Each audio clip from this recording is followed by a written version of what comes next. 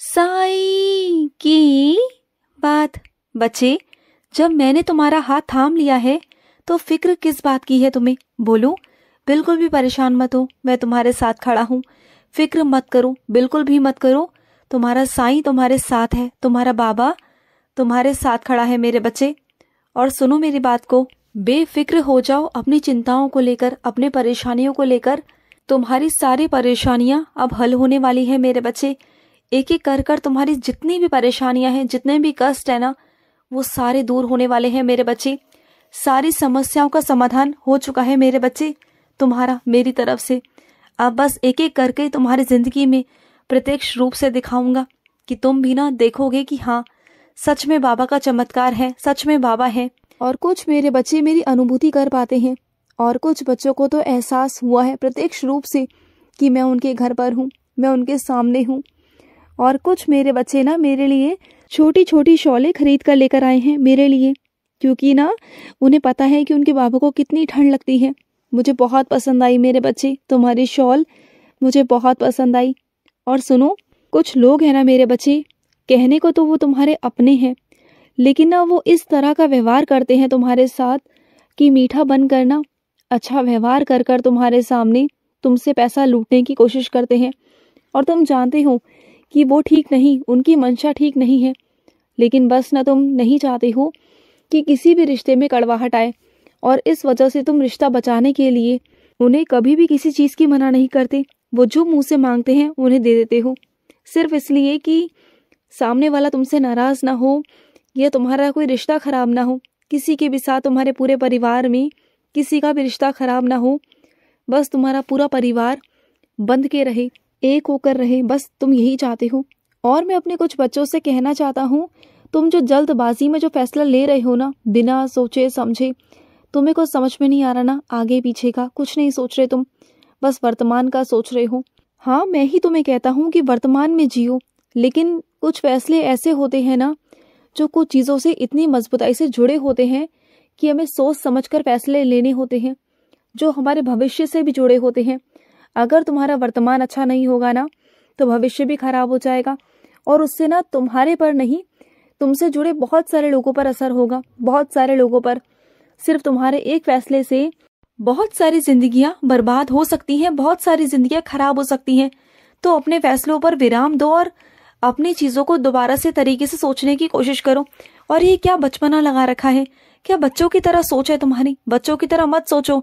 अब तुम इतने बड़े हो चुके हो कि फैसले अच्छे से और समझदारी से ले सकते हो, और तुम्हें कोई है बड़ा जो तुम्हें समझाने की भी कोशिश कर रहा है, लेकिन तुम समझने को तैयार ही नहीं हो।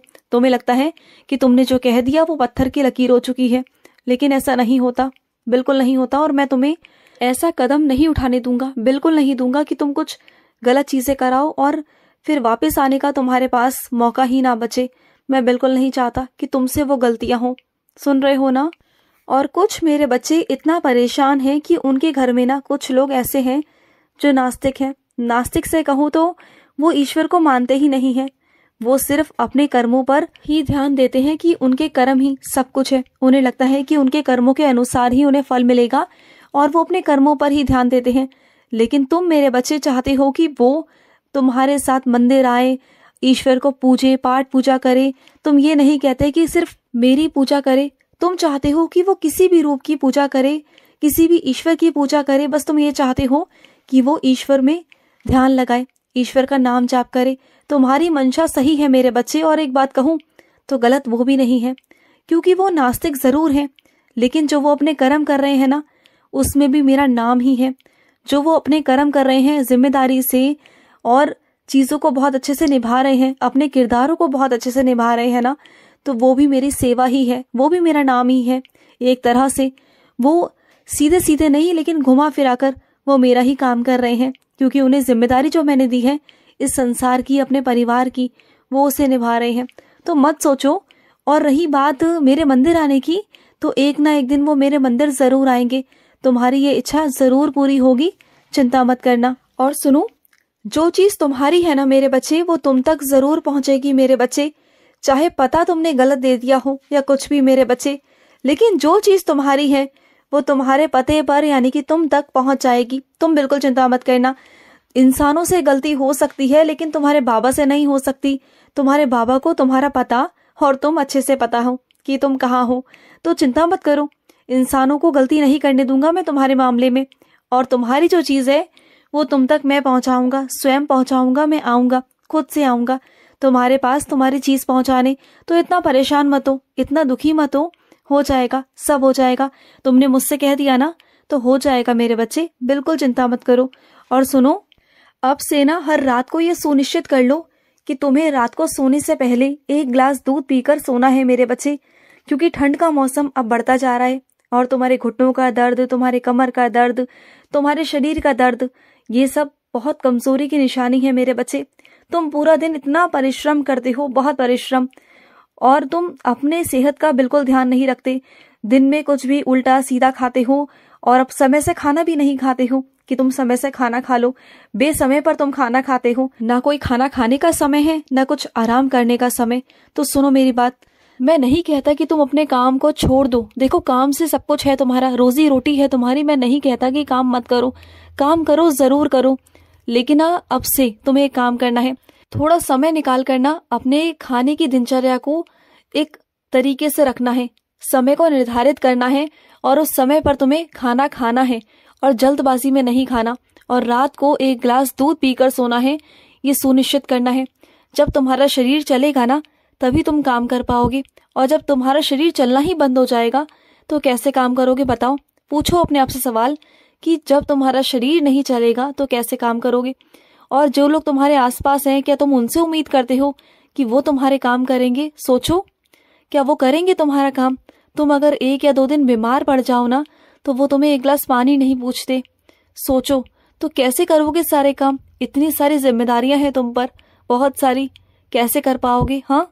और सुनो, तुम्हें शादी में जाना है ना तो जाओ, लेकिन अच्छे से जाना, पूरे ढक के जाना अपने आप को, और इस तरीके से ढकना कि तुम्हारे सिर में दर्द ना हो, क्योंकि ठंड से ना तुम्हारे सर में बहुत जल्दी दर्द होता है। तो अपने आप को ढककर जाना, हो सके तो अपना सर और पाँव ढककर जाना मेरे बच्चे। और शादी में जाओ ना तो ठंडे से परहेज करना, ठंडा मत खाना, चाहे कितना भी अच्छा हो, चाहे कुछ भी हो। परहेज करना बहुत जरूरी है तुम्हारे लिए, क्योंकि शौक में, स्वाद में तुम खा तो लोगे, लेकिन बाद में तुम्हें ही दिक्कत होगी, बाद में तुम बीमार पड़ जाओगे। और तुम तो जानते हो कि तुम छुट्टी तो लोगे नहीं, तुम्हें तो अपने काम पर जाना बहुत जरूरी होता है ना? तो इसलिए कह रहा हूं कि थोड़ा परहेज करना। और सुनो, तुम्हें ना किसी को झुकाने की कोई जरूरत नहीं, कोई जरूरत नहीं। ये दिमाग में जो चल रहा है ना, बदले की भावना, ये सब, उसने ऐसा किया तो मैं भी ऐसा करूंगा, तो ये मत करो। बिल्कुल मत सोचो कि तुम्हें झुकाना है, बल्कि ये सोचो कि तुम्हें ऊपर कैसे उठना है। जब तुम अपने आप ऊपर उठ जाओगे ना, तो वो सामने वाला अपने आप नीचे हो जाएगा मेरे बच्चे। थोड़ा दिमाग से काम किया करो। सामने वाले को झुकाने से ज्यादा अच्छा है कि खुद को ऊपर उठाओ। जब तुम ऊपर उठ जाओगे तो वैसे ही सामने वाला नीचे हो जाएगा। इस बात को सोचा करो। इससे पता है तुम्हारे कर्म भी गंदे नहीं होंगे और सामने वाले को अपनी चीजों का एहसास भी होगा। उसे समझ में आएगा कि उसने क्या किया था तुम्हारे साथ। देखो, चीजें करने के 1000 तरीके होते हैं मेरे बच्चे, तो चीजें करो, मैं मना नहीं करता, लेकिन ऐसे करो कि तुम्हारे कर्म ना गंदे ना हो। और अगर समझ में ना आए ना, तो मुझसे पूछ लिया करो कि साईं कैसे करना है, क्या करना है, कहाँ जाना है, किससे बात करनी है, कैसे चलना है, कैसे उठना है, मुझे क्या खाना है, मुझे क्या करना है, किससे बात करनी है, नहीं करनी, तो सब मैं बताऊंगा तुम्हें। मुझसे पूछा करो। और सुनो मेरे बच्चे, जो तुमने पैसे बचा बचा कर रखे हैं ना, उन्हें कहीं पर निवेश कर दो। ऐसे ही अगर बाहर रखोगे ना तो खर्च हो जाएंगे तुमसे, या किसी की नज़रों में आ गए ना तो खर्च हो जाएंगे। इसलिए तुम्हें बता रहा हूँ, समझा रहा हूँ कि अपने पैसों को बचाकर और संभाल कर रखो, निवेश करके रखो, ठीक है? और सुनो मेरी बात, तुम काम में बहुत व्यस्त हो आजकल, खाना पीना सब त्याग रखा है तुमने, सब कुछ। ऐसा नहीं है मेरे बच्चे, काम करो, लेकिन काम के साथ साथ ना अपने शरीर का भी ध्यान रखो, ये भी बहुत ज़रूरी है। अगर तुम शरीर से स्वस्थ रहोगे तभी तो काम कर पाओगे ना, है ना? खुश रहो। आज का साई संदेश समाप्त हुआ।